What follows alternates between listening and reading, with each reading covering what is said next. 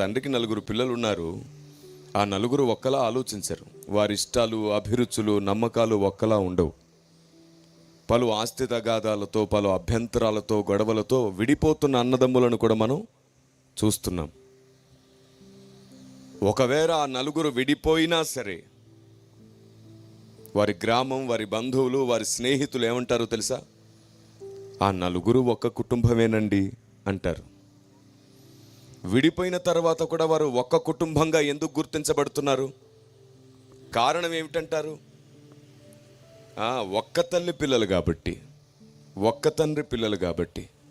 అలాగే నేడు అనేక సిద్ధాంతాలను బట్టి, అనేక విభేదాలను బట్టి, డినామినేషన్ మినిస్ట్రీ అంతరాయాలను బట్టి సంఘం వేరువేరుగా కనబడుతుండవచ్చు. కానీ గుర్తుంచుకోండి, మనందరికీ కూడా దేవుడు ఒక్కడే. మనందరికీ